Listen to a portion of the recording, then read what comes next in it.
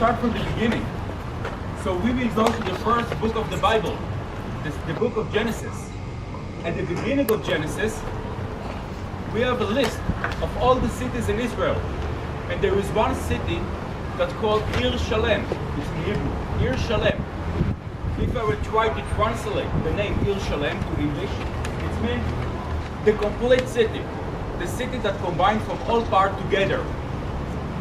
I personally think that this is maybe the meaning of Jerusalem. The city that combined from all parts together, and we will come back to the same name in the end of our tour, and maybe I think you will realize it better in the end of this tour. Okay, so this is the first time.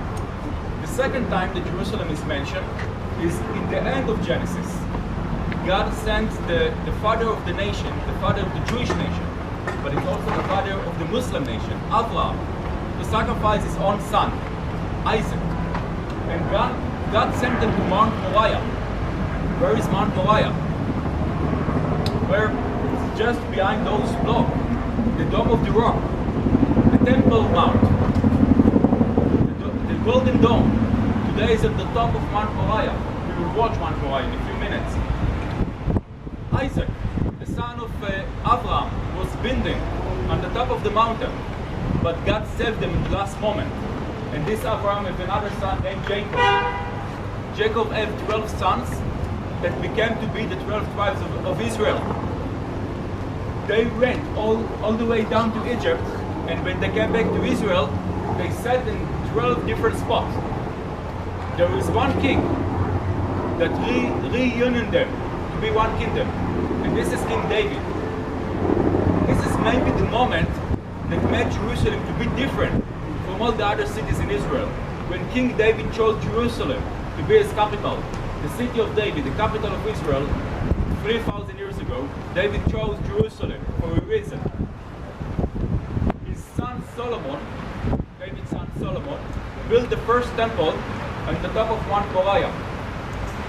This temple was exist for 400 years. It's the temple of the Jordanian kingdom. And then it was destroyed by the Babylonians. And the people of Israel went to Babylon. When they came back from the diaspora, they built another temple that was more modest, smaller temple in the same place, on the top of Mount Moriah. This temple was reconstruction, was built again by King Herod. And King Herod wants to build one of the biggest temple on earth and the most beautiful one. In order to build this huge temple, he wanted to build big walls around Mount Moriah. So he built one wall in the east part, another wall in the south part, and another wall in the west part. Those walls surrounded were built around Mount Moriah. They still exist.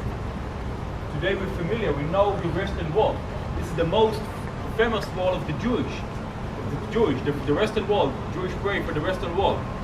This one of the walls that Herod built around Mount Moriah. At the top of the mountain, he built his temple.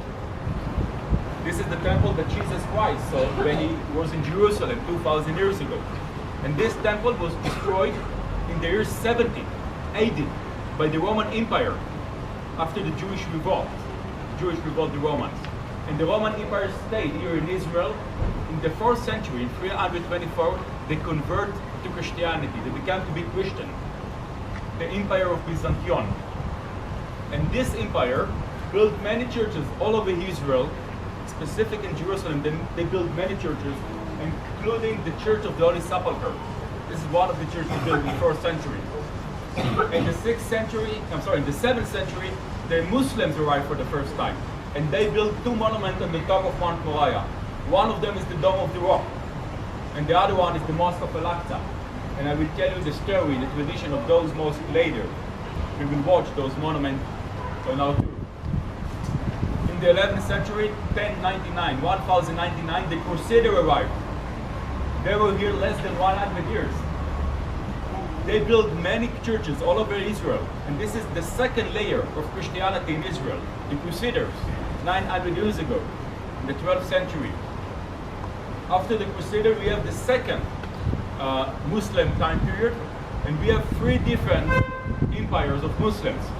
The last one were the Turkish, the Ottoman.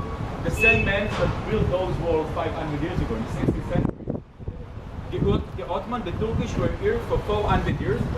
In 1970, after World War I, the British took over.